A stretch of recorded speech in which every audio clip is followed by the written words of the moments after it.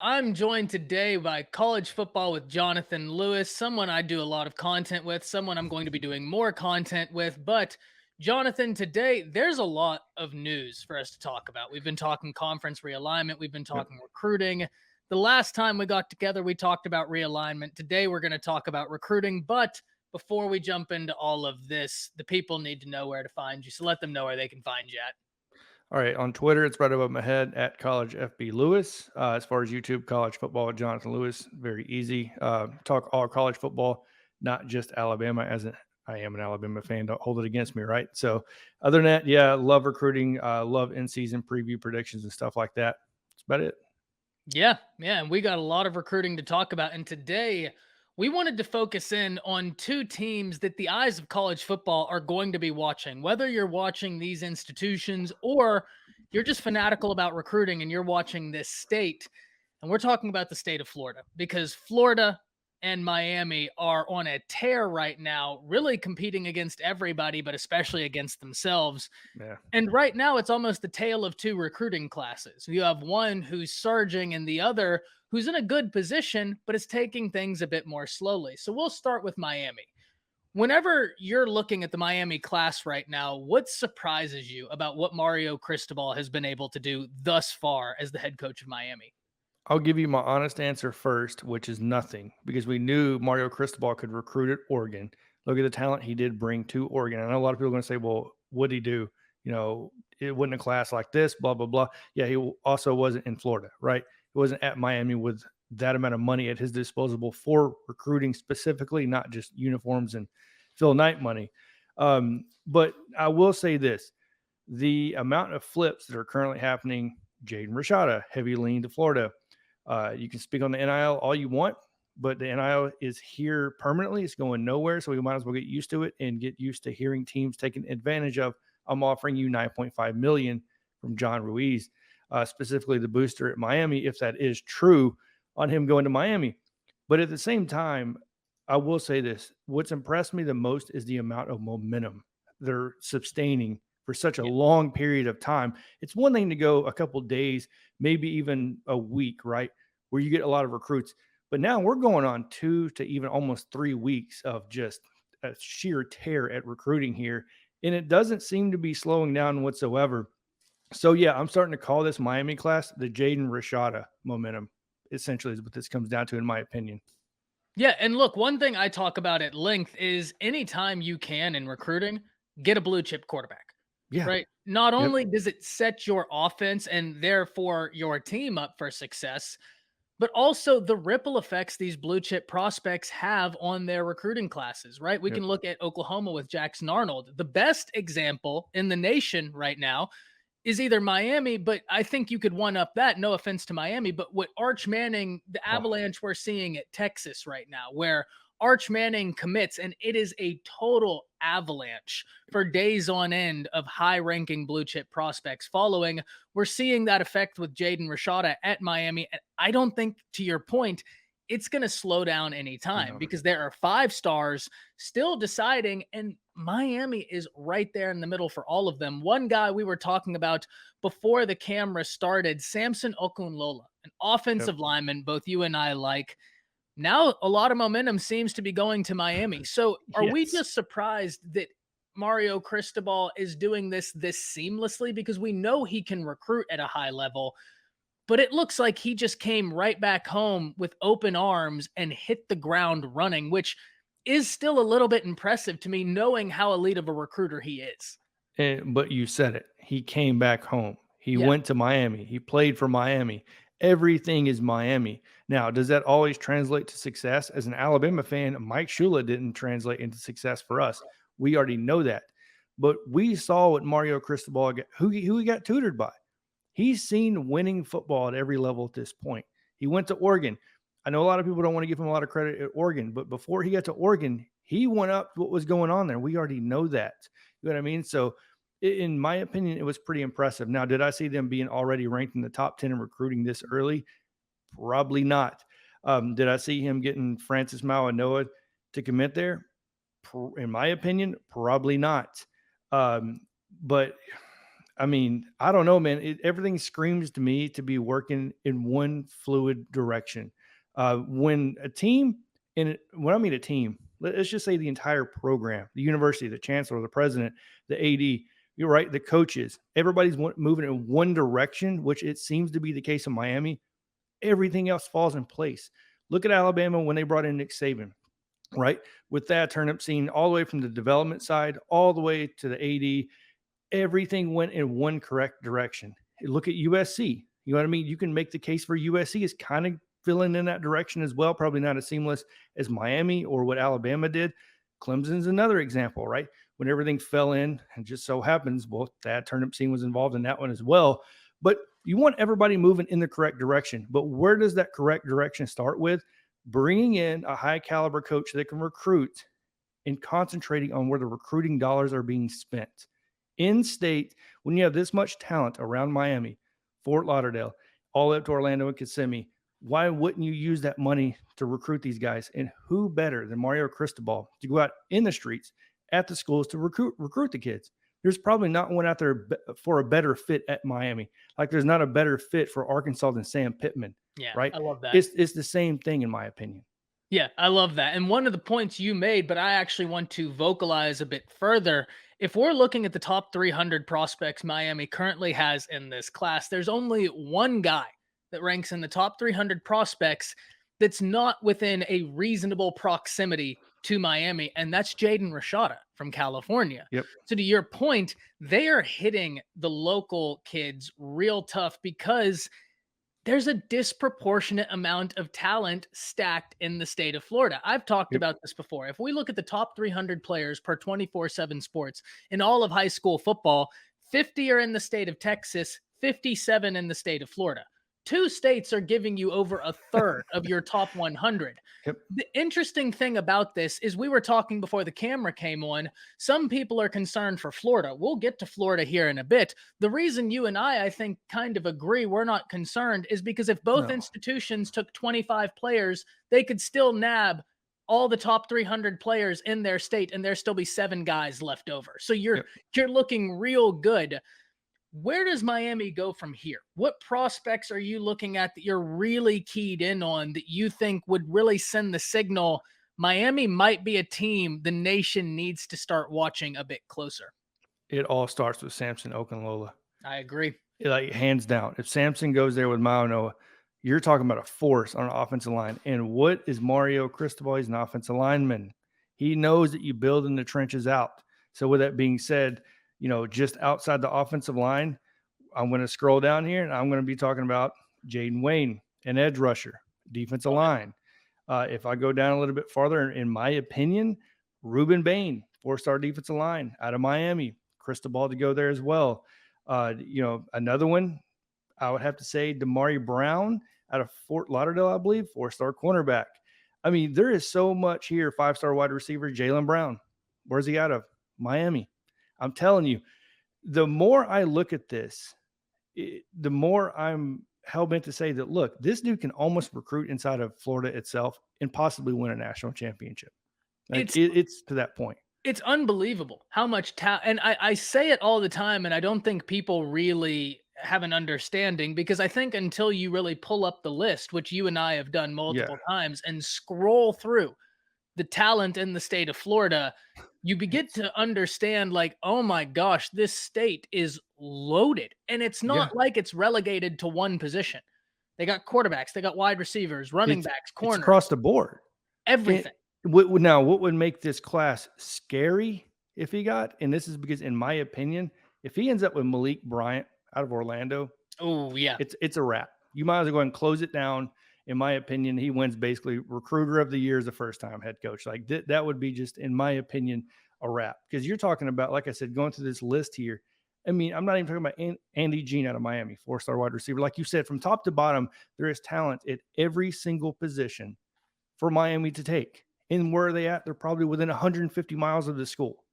So it's not only saving you recruiting dollars to spend elsewhere to California to get a Jaden Rashada, but now you're also talking about using that money to build up, well, let's be real, the facilities that are at Miami, right? Which is a good thing that Billy Napier did at Florida. He kind of came in and demanded the facility improvement. So I feel like Mario Cristobal, if he's smart, will definitely jump on that. But it all comes down to one thing, man. It's Mario Cristobal coming back home, doing what needs to be done, and kind of bringing that winning philosophy that he's learned for years now, outside of Oregon as a head coach, to Miami and putting that in place. But man, he's really making noise in South Florida. Like, you cannot overlook Miami anymore. The question is not if, the question is when will he be contending for the ACC against Clemson. So No, that's what it comes down to. I completely agree. And before we move to Florida, there are 2 points that I think need to be talked about in terms of Miami because we focus so much on the local prospects. Yeah.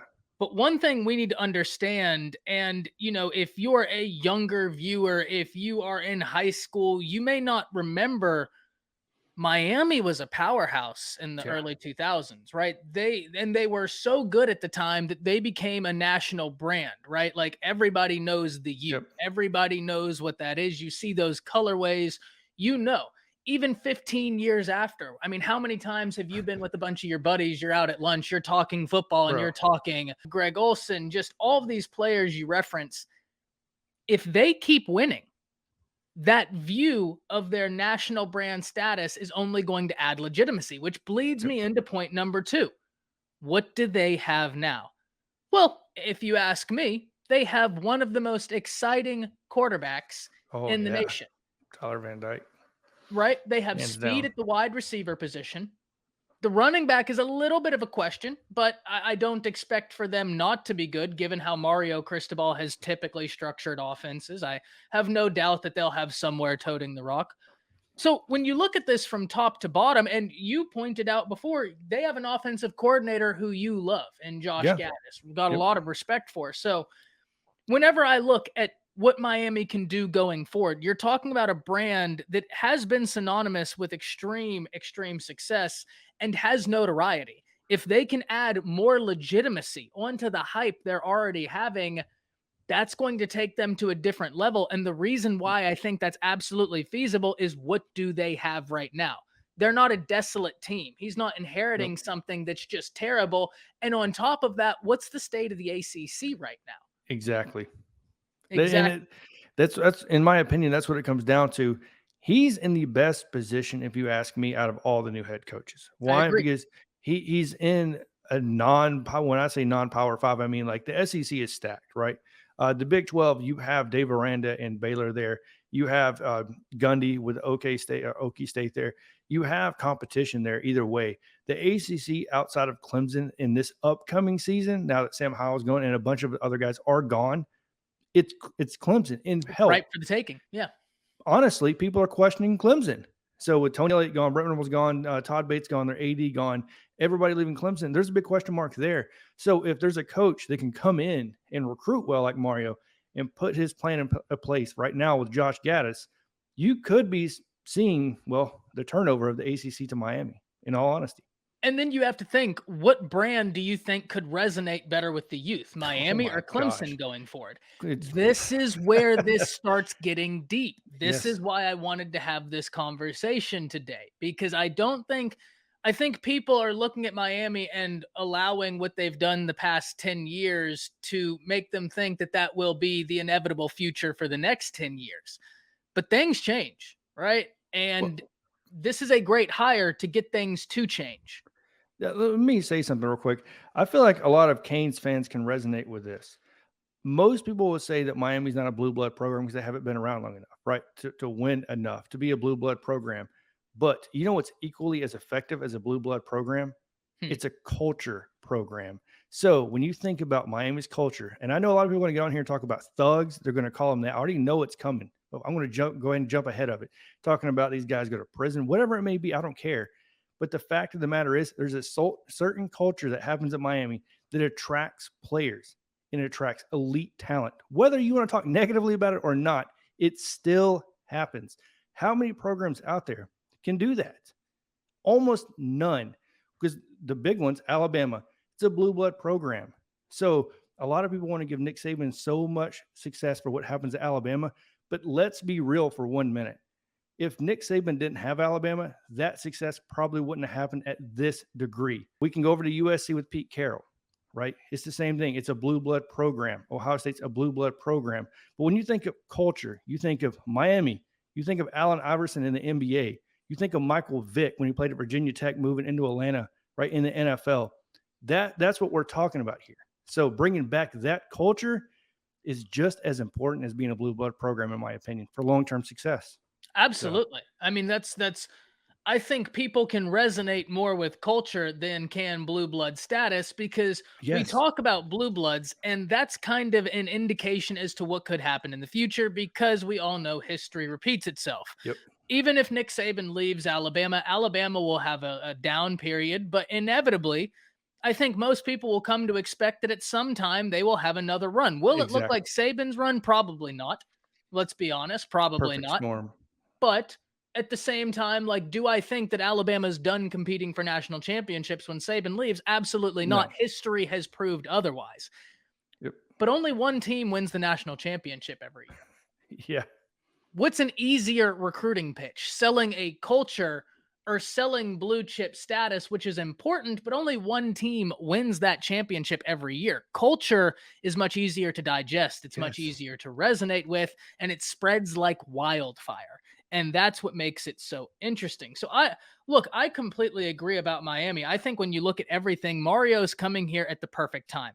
Very Yeah. akin to what I said about Brent Venables at Oklahoma, where there couldn't have been a better time for him to step into Oklahoma because there's so much chaos within the Big 12. There's a lot of chaos in the ACC. And look, do I think Clemson's going to fall off a cliff? No. But do I have curiosity as to what they're going to look like this year after losing the quality of coaches they did and after the season they just had? Absolutely. I'm very intrigued. Now, we talk about Miami, and Miami fans are flying high right now, deservedly Yeah. so. Top 10 recruiting class, and it doesn't look to stop. There's another power program in the state of Florida that is seeing national success. That it doesn't matter, even if you're a young viewer, you've probably resonated with this program's national success, and that's the Florida Gators. Now, Florida is not ranked inside the top 10 yet, which, guys, let's get one thing clear. We're in July. There's Yep. nothing but time and opportunity to go, Yep. right? So nobody's in trouble of anything, right? We're in July. But is it fair to say, Jonathan, that because of the existence of Miami and because of what they're doing recruiting right now, even though they're not in the same division, it inevitably puts more pressure on Billy Napier? What's your thoughts on that? Oh, 100%. Because look, everybody knows that we all have short attention spans, right? I Exactly. mean, a prime example would be long form YouTube video like this versus TikTok. You know what I mean? So some people want the short attention span. And by that, I mean, if one person is having success already, we're going to expect that here, right? Especially when you're paying top dollar. You know what I mean? Billy Napier was a very, very sought after head coach. Not many people realize that South Carolina offered him a job. Auburn offered him a job before Harsin. Like, he was a very sought after head coach, plain and simple. So when now you're starting to hear that, and now you're starting to see that as a Florida fan, like, oh, this guy was really sought after. He's really got that status going on. A lot of people call him Saban Jr. He has that nickname going on. Well, we expect the same type of result. But what you don't hear about is Nick Saban's first year on losing to Louisiana. I believe they were still considered Northeast Louisiana when we lost in 2007. So the results don't come immediately. And immediately in that year, Alabama fans did become impatient. So right now you can resonate that with recruiting. Yes, you're sitting there watching Mario Cristobal sign 5-star after 4-star after 4-star. And some of these guys were Florida leans, Jaden Rashada. Then you deal with the prospect of Michael Caspin, the NIL lawyer out of California, sitting there saying the Florida or the Gator Collective is dysfunctional. You need to look into it. And then the Gator Collective fighting back now saying, no, we don't know who this guy is. We never contacted him, blah, blah, blah. So now you're not only contending with the recruiting side, now you're contending with the legal crap with the NIL, right? So now what does that create? It creates people panicking. That's exactly what's going on. But the one thing I've always said about football is you cannot compare results, right? If you're a Florida fan, you have to stop looking at Miami. Miami is recruiting Miami players. They're in Fort Lauderdale. They're in Miami, right? They're around Lakeland. You know what I mean? So if you're a Florida fan, you have so many players around Orlando that you're recruiting right now that's still on the board that are Florida leans. It has to put you at ease a little bit. But the downside, because obviously not everything's a positive, is that you're starting to see this guy in Oklahoma. It's called Brent Venables. He's starting to make his claim in Florida, specifically Tallahassee and specifically IMG. He's starting to come in there now. And I think people are now starting to understand the potential of what it meant to bring in Todd Bates with Brent Venables, with Jay Valai, you know what I mean, with Ted Roof, with Chavez. Like these guys they're no joke. They're reaching out to places you normally wouldn't reach out to. Another one's North Carolina with Brent Venables. He was at South Carolina. He's getting recruits from there, and there's no getting around what's happening. And that's going to be an all-out war for the state of Florida. It's not just about Texas anymore. Everybody's dipping into Florida. But yeah, when you look at this, man, like the amount of recruits that are left in Florida, that are Florida leans, Florida fans need to relax a little bit. Understand this is a process, right? Let it play out. And there's a few things that look, I agree with you. Billy Napier is someone that comes in with a lot of hype behind him and Yeah. deserves so. He's done nothing from everywhere he's gone and put together results. But there is something that Mario Cristobal brings to the table that Billy Napier didn't at that degree, and that's the experience Mario Cristobal has as the head guy of a Power 5 program like Oregon. That means something. He had to go toe to toe and recruit against the likes of California, and look at the guys. He pulled Justin Flo, right? He pulled Kayvon Thibodeau. So this is a guy that not only has the national Power 5 big brand head coaching experience, he's used that to land the biggest names in recruiting. Yeah. So whenever he's doing this, I'm not surprised to see one of them taking off at a faster rate than the other. One of them has more experience doing this and proved this same thing at Oregon. What I do know, though, about Florida's staff is you're talking about guys such as Corey Raymond. Right? Oh my gosh. Yeah. Anytime you mention the name Corey Raymond, where do you want me to go with this? How many 5 stars do you want to talk about that he's had his hand in developing, in recruiting? Like the list is lengthy, right? He is hands down the best, in my opinion, the best development at cornerbacks. I don't think there's anybody close to that. Just my opinion. Is sensational, right? And I think people would be very hard pressed to just discount that claim. Right? Someone could say, "Oh, I like my guy. I like my guy." Yeah. But if anybody just flat out says, "No, Corey Raymond is not in the conversation," that's a person whose opinion Discount. it gets discounted right then and there as far as that. So I look at Florida, plenty of time, plenty of opportunity left. But there's one thing I have to wonder, Jonathan. One team in Miami has been able to capitalize on the hype before the season has ever begun. The other had hype in Florida. We heard recruits talking about how much they enjoyed the visits, but those never translated into the avalanche of commitments that we saw out of Miami. Is Florida now reliant on results this year to achieve what they otherwise wanted? No, and I'm going to make this argument. The Miami Avalanche didn't happen until Jaden Rashada committed to Miami. Very true. And I'll say this, that if Florida gets Cormani McLean, you could easily see the same thing. Yeah. Easily see the same thing happen here. It's not just reliant on getting an elite quarterback, but it's about getting an elite recruit that is willing to recruit other recruits. Cormani McLean's already made it known that he's willing to do that. You know what I mean? So as an end result here, if Florida lands, I'm going to go down this list here real quick. Derek LeBlanc and Cormani McLean, you're going to see an avalanche happen here for Florida.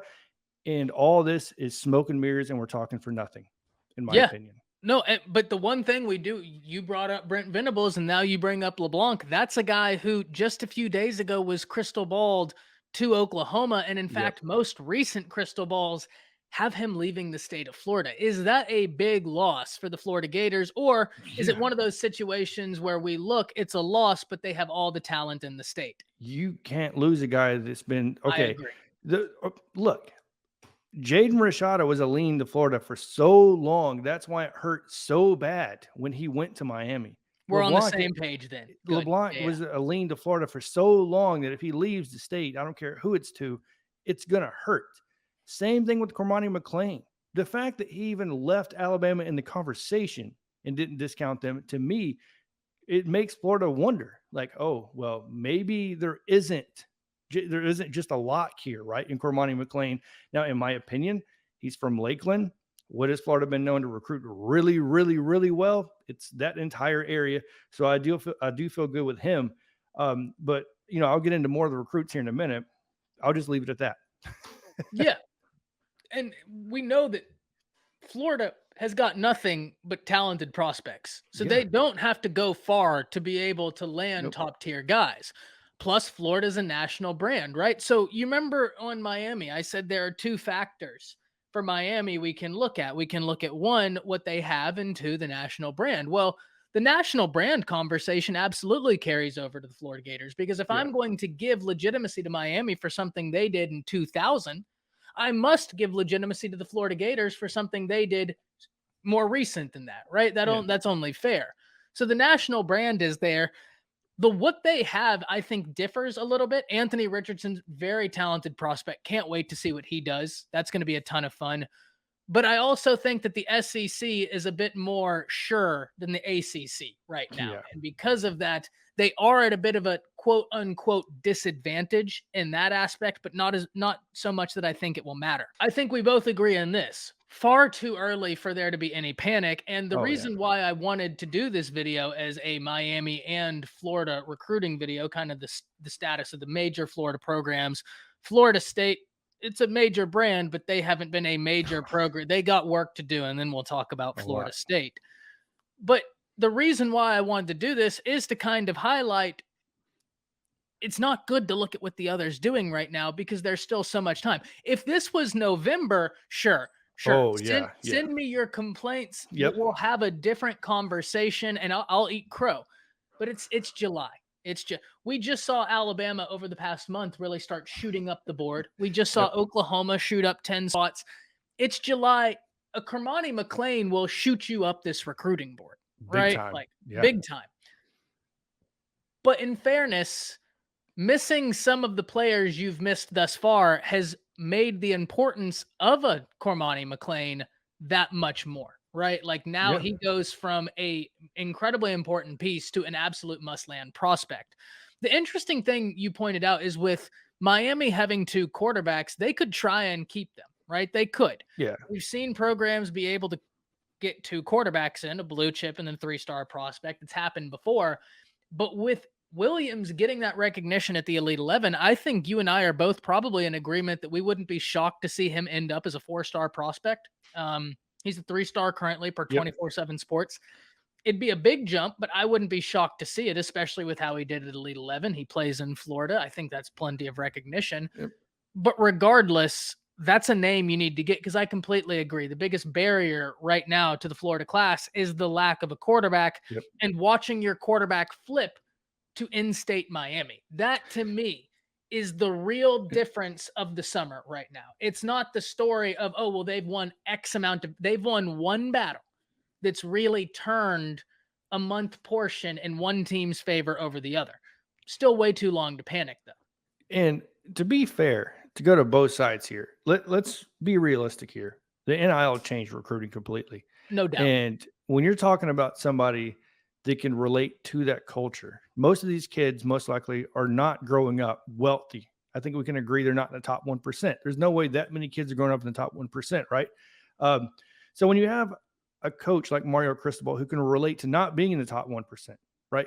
Who can relate to the Miami culture and can understand what NIL money means to these kids in the streets of Miami and Liberty City and around that surrounding area, man, is it a huge advantage. When Billy Napier comes in, he's not from that area, right? Billy Napier can't relate to that as much as a Mario Cristobal can. And the NIL, it has a major factor in this. And I'm telling you right now, Mario Cristobal is taking full advantage of John Ruiz and the rest of those boosters right now. I mean, you can't ignore it. I think the most salient point that has been made throughout this entire 30 minutes is look, it's way too early to be concerned about Florida, right? It's way too early. Yeah. It's way too early to even second guess Billy Napier. He's done nothing but show results wherever he's gone. He's been an overwhelmingly positive force. But Mario Cristobal being from Miami, understanding not only the culture of the program, but the culture of the area. That's going to be something that I don't care really how good you could be as Billy Napier. That's always going to be a leg up that Mario Cristobal has. It just Exactly. so happens he's a phenomenal recruiter on top of that. Now, If I had to put you on the spot right now, right? Yep. A little Here bit we of a go. hot take to end this out. We can talk recruiting, we can talk end of the year. Who do you think is primed for more success in the state of Florida this year? Mario Cristobal with Miami or Billy Napier with the Gators? Oh, it's this year, Miami, hands down. It's not even close. It's And because Mario Cristobal can come in, he can relate immediately. He knows what he's getting into. He knows the area, he knows the recruiting, he knows the dollars. Billy Napier is learning everything on the go. yeah, look, I agree. And I think a lot of Florida fans may even raise their eyebrows because I've been very overwhelmingly hyped for Billy Napier. And I Yeah, still stand by that. I think he's a great coach. I think it's a great addition. I think he's assembled some top notch pieces there. Mario Cristobal just has some things going for him right now that you can't really beat. One, he's got more experience than Napier, and he's got more experience at a national brand where, oh, yeah, by the way, he walked into California and took whatever he wanted from USC, right? On yep, top of that, like you said, he's able to relate in a way that you're just not going to be able to do if you're not from the area. Napier's not from the area, and Cristobal is tapping into that. You mix understanding culture with then being a phenomenal recruiter, you're yeah, a dangerous individual. And the cherry on top to me is the unknown that's present in the ACC as opposed to the known that's present in the exactly. SEC. Yep. That's the biggest thing for me. And because of that, we talk about, I asked you if results are necessary for Florida. If Miami has a good season, this could only continue, right? At a Yeah. higher rate. This is something that I think some people out there are expecting maybe some decommitments from Miami if they don't have the season that they'd like to have. I'm looking around the ACC and I just don't see enough strong contenders to really diminish confidence in the Miami Hurricanes. Do you? No, I No. mean, outside of Clemson, what are we talking about? And like I said, so many people are already questioning Clemson. And hell, let's be real, we don't know what the we don't know what the ACC is even going to look like. As we're talking right now, it just got released. By the way, the SEC and ACC are restructuring a deal that intertwines with Big 12 teams. So that's something to look into now. They Yeah. just got released on CBS Sports. So there's a lot more to come. Yeah, yeah, a lot more to come. And man, you already know with the state of Florida, with how it is, and with the brands these two programs are, this is a conversation we're going to be having multiple times. But what better way to start it? What better time to have it than in the month of July Oh as my everything is gosh. popping up? Jonathan, it's been a pleasure having you today. Let the people know where they can find you, what you do, and yeah, just let them know where they can get all that great content. College football, Jonathan Lewis on YouTube. And then obviously right above my head, college FB Lewis as far as Twitter goes. Just talk college football in general. Love recruiting. Obviously, like I said, during the season, predictions, previews, guests as far as coaches, players, and wonderful people like Ty Hayes here. So, I yep, do what other I than can. that, that's it. Yeah, man, always a great time. And we live stream every Monday, 5:30. Jonathan is a guest on there as often as he can be. He's always got an open invitation, but always a great time having you, man. Look forward to the next Oh, time yeah. we'll be getting together, which should be sooner rather than later. But thank you, everybody, for tuning in, and we'll see you next time. That's it. See you.